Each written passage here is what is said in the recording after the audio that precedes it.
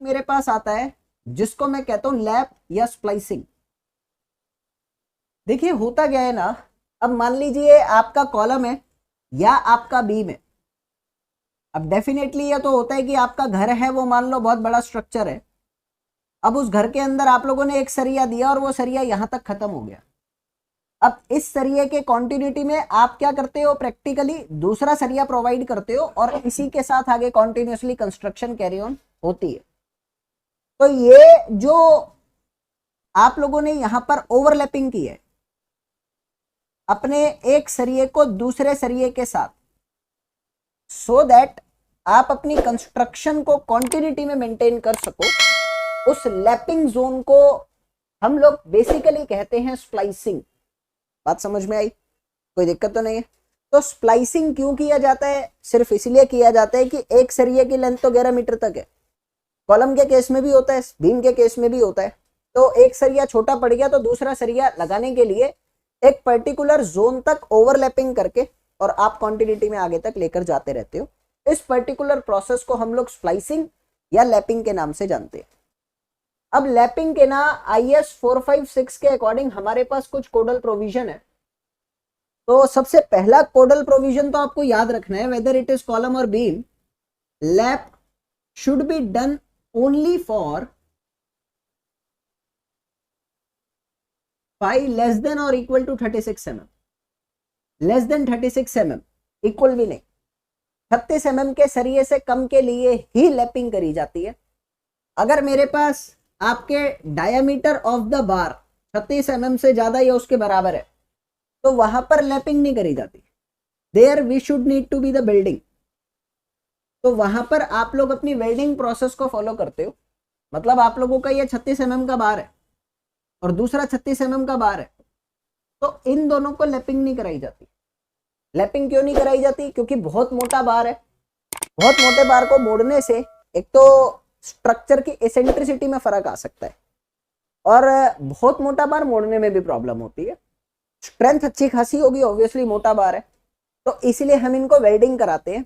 एक बात याद रखना कि वेल्डिंग में और लैपिंग में एक चीज का और डिफरेंस आता है। यहां पर आप लोग क्या करेंगे, अगर ये 36 mm से बड़े का डाया है तो यहां वेल्डिंग करनी पड़ेगी।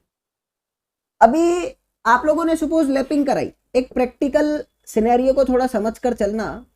लैपिंग आपने कराई, लैपिंग करने के बाद ऑब्वियसली इसको आप थ्रेड से बांध देंगे।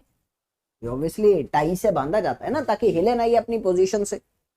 अब प्रैक्टिकली सोचना कि इसका लोड इसमें ट्रांसफर होना और इसका लोड इसमें ट्रांसफर होना, लैपिंग का मतलब क्या है?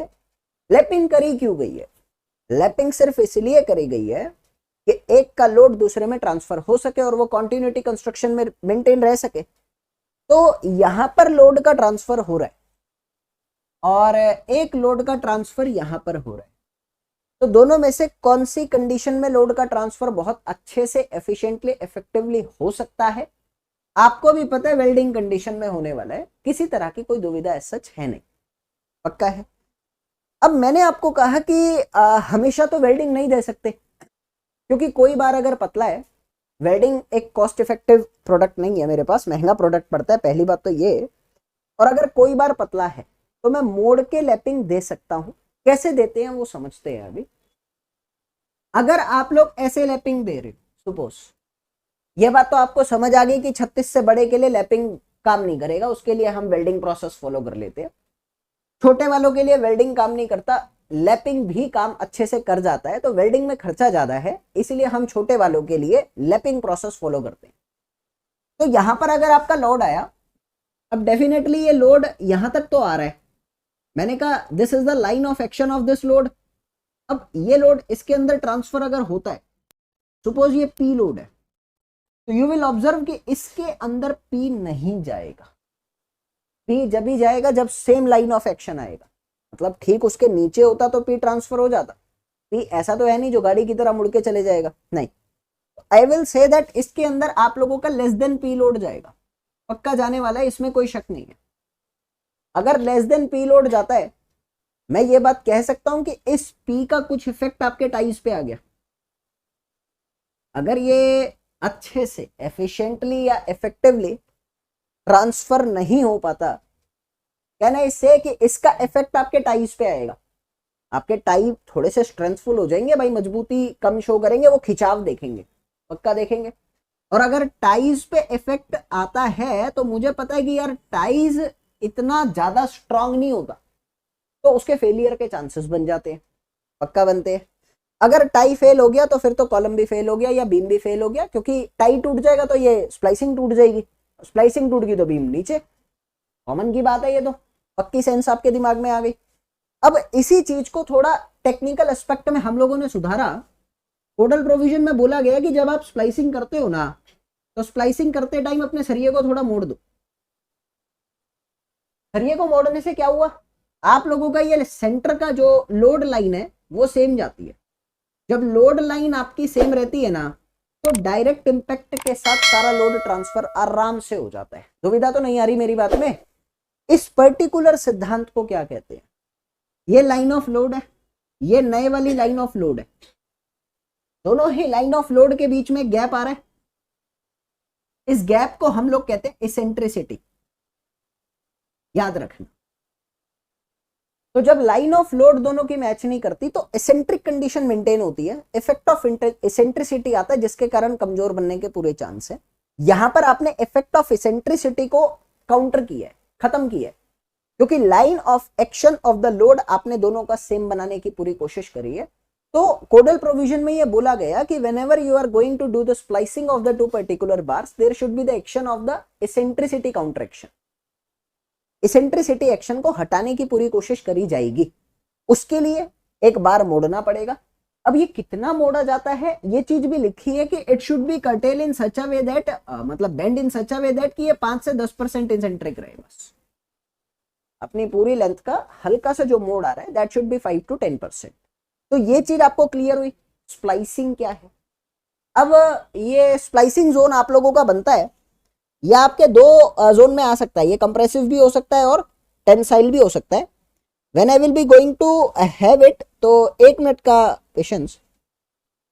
हाँ, ये जब भी आप लोगों का कॉम्प्रेसिव और टेंसाइल जोन में आता है तो अलग अलग स्प्लाइसिंग के लिए लेंथ सेटिस्फाई की गई है, तो वो आप लोगों को याद रखना है।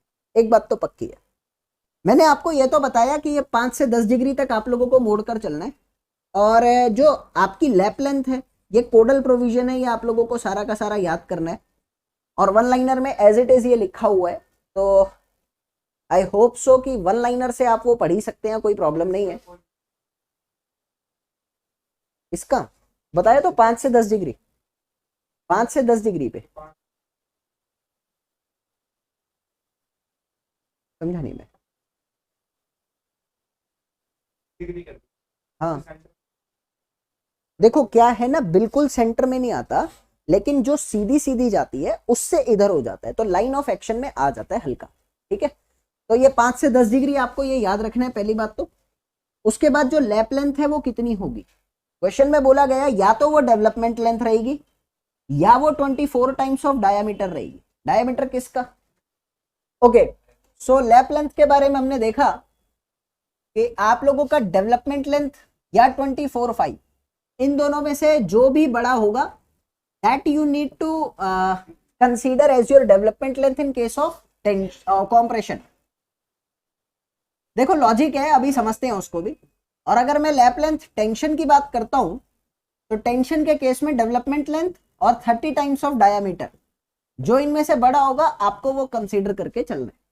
अब टेंशन के केस में बड़ा क्यों है, कॉम्प्रेशन के केस में छोटा क्यों है, समझ के करते हैं तो लॉन्ग रिटेंशन बनी रहती है, डाटा लंबे समय तक याद रहता है। बड़े और छोटे का सिर्फ यही है कि टेंशन में आपका सरिया जो है वो एक दूसरे से अलग हो सकता है, आपकी लैप लेंथ खुल सकती है, तो खुलने से बचाने के लिए ज्यादा देनी पड़ेगी। और कॉम्प्रेशन में क्या होगा, छोटी भी दोगे ना तो कॉम्प्रेस होकर खुल नहीं सकती और बनेगी। आप मेरी बात को समझो, पक्का समझ आ रहा है? तो that's why it is bigger in the tension part and smaller in the compression part.